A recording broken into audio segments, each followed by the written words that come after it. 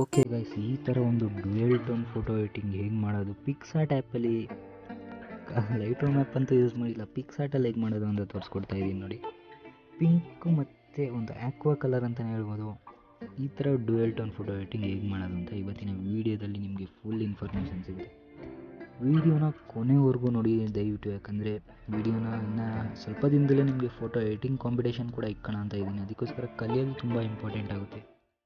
ಸುಮ್ಮನೆ ಯಾರಿಗೂ ಪ್ರೈಸ್ ಹೋಗಲ್ಲ, ಅದಕ್ಕೋಸ್ಕರ ಪ್ರೈಸ್ ನಿಮಗೇ ಬರಬೇಕು ಅಂತ ಇದ್ದರೆ ವೀಡಿಯೋನ ಕಂಪ್ಲೀಟಾಗಿ ನೋಡಿ, ಕಲೀರಿ. ಫಸ್ಟ್ ಕಂಪ್ಲೀಟಾಗಿ ಕಲಿಯೋದು ಕಲ್ತ್ಕೊಳ್ಳಿ, ಆಮೇಲೆ ನಿಮಗೆ ಫೋಟೋ ಎಡಿಟಿಂಗಿಂದ ದುಡ್ಡು ಮಾಡೋದು ಹೇಳ್ಕೊಡ್ತೀನಿ ಅಂತ ಹೇಳಿದ್ದೀನಿ. ಕಲ್ತಾದ್ಮೇಲೆ ನೀವು ದುಡ್ಡು ಮಾಡೋದೇನು ದೊಡ್ಡ ವಿಷಯ ಅಲ್ಲ, ಆರಾಮಾಗಿ ಹೇಳ್ಕೊಡ್ತೀನಿ. ಕಾಪಿ ಪೇಸ್ಟ್ ಮಾಡಬೇಕಷ್ಟೇ. ಅದಕ್ಕೋಸ್ಕರ ನನ್ನ ಚಾನಲ್ಗೆ ಸಬ್ಸ್ಕ್ರೈಬ್ ಆಗಿಲ್ಲ ಅಂದರೆ ಸಬ್ಸ್ಕ್ರೈಬ್ ಮಾಡಿ ಇಟ್ಕೊಳ್ಳಿ, ಹಾಗೆ ವೀಡಿಯೋಸ್ ಕೂಡ ನೋಡ್ತಾ ಇರಿ ಫ್ರೆಂಡ್ಸ್. ಓಕೆ, ಇವತ್ತಿನ ಈ ಫೋಟೋ ಎಡಿಟಿಂಗ್ ಹೇಗೆ ಮಾಡೋದು ಅಂತ ಇವತ್ತಿನ ತೋರಿಸ್ತೀನಿ.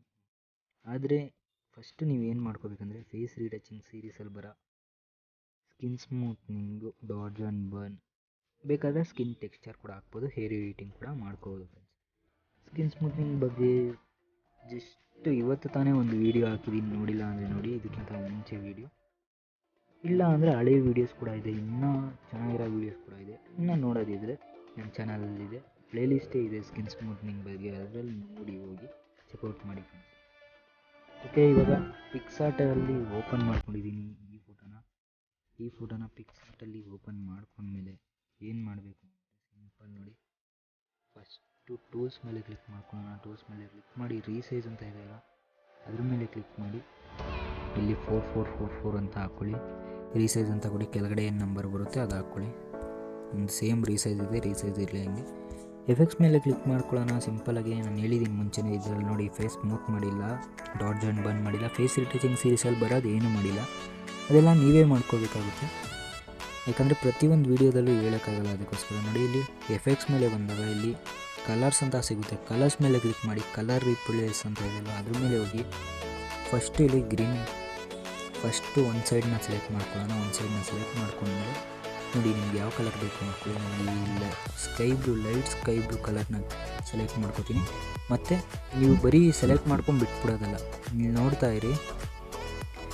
ಸೆಕೆಂಡ್ ಒಂದು ಕೂಡ ಕಲರ್ ನೋಡಿ, ಇಲ್ಲಿ ಕಲರ್ ಅರ್ಧಂಬರ್ಧ ಆಗಿರುತ್ತೆ, ಅದನ್ನು ಕಂಪ್ಲೀಟಾಗಿ ನೀವು ಕಲರ್ ಮಾಡ್ಕೋಬೇಕು.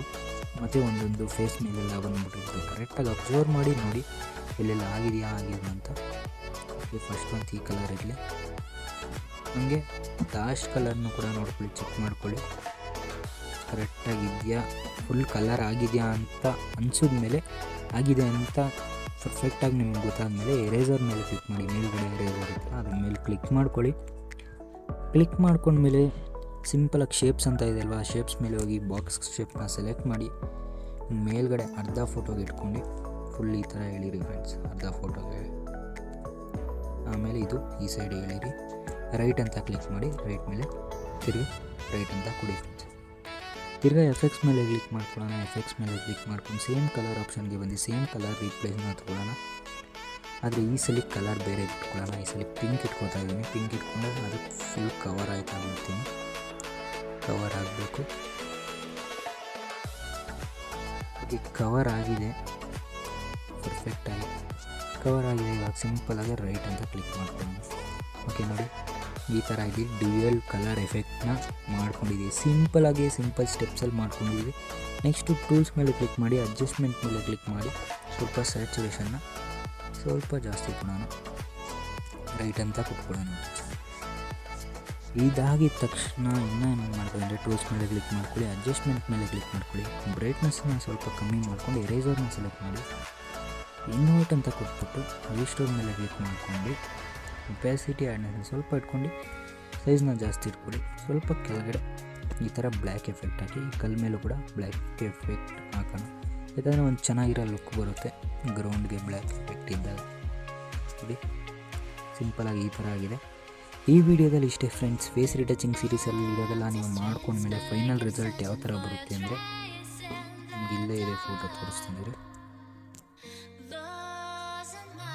ಫೈನಲ್ ರಿಸಲ್ಟ್ ನಿಮಗೆ, ಫೈನಲ್ ಔಟ್ಪುಟ್ ಈ ಥರ ಫೇಸ್ ಎಲ್ಲ ಸ್ಮೂತ್ ಆದಮೇಲೆ ಈ ಥರ ಸಿಗುತ್ತೆ. ಅದನ್ನೆಲ್ಲ ನೀವೇ ಮಾಡ್ಕೋಬೇಕು. ಓಕೆ, ಈ ವಿಡಿಯೋದಲ್ಲಿ ಇರೋದಿಷ್ಟೇ. ಈ ವಿಡಿಯೋ ಇಷ್ಟ ಆಗಿದ್ರೆ ಒಂದೇ ಒಂದು ಲೈಕ್ ಮಾಡಿಬಿಟ್ಟು ಹೋಗಿ. ಮತ್ತು ಏನನ್ನಿಸ್ತು ಅಂತ ಕಮೆಂಟ್ ಮಾಡಿ, ಸಪೋರ್ಟ್ ಮಾಡಿ ಫ್ರೆಂಡ್ಸ್. ಯಾಕಂದರೆ ನಿಮಗೋಸ್ಕರ ಇಷ್ಟೆಲ್ಲ ಮಾಡ್ತಾಯಿದ್ದೀನಿ, ಅದಕ್ಕೋಸ್ಕರ ಒಂದೇ ಒಂದು ಚಿಕ್ಕ ಸಪೋರ್ಟ್ ಮಾಡಿದ್ದೀನಿ ಅಷ್ಟೇ. ಓಕೆ, ಮುಂದಿನ ವಿಡಿಯೋದಲ್ಲಿ ಸಿಗೋಣ. ಅಲ್ಲಿವರೆಗೂ ಹುಷಾರು, ಟೇಕ್ ಕೇರ್, ಬಾಯ್ ಬಾಯ್ ಫ್ರೆಂಡ್ಸ್. ಇದನ್ನು ಸೇವ್ ಮಾಡೋದು ಹೇಗೆ ಅಂತ ತೋರಿಸ್ಕೊಟ್ಬಿಡ್ತೀನಿ ನೋಡಿ. ಇಲ್ಲಿ ಡ್ರಾ ಮೇಲೆ ಕ್ಲಿಕ್ ಮಾಡಿ, 3 ಡಾಟ್ ಮೇಲೆ ಸೇವ್ ಮಾಡಬೇಕು. ಯಾವಾಗಲೂ ಹಿಂಗೆ ಸೇವ್ ಮಾಡಬೇಕು, HD ಸೇವ್ ಆಗುತ್ತೆ ಫ್ರೆಂಡ್ಸ್.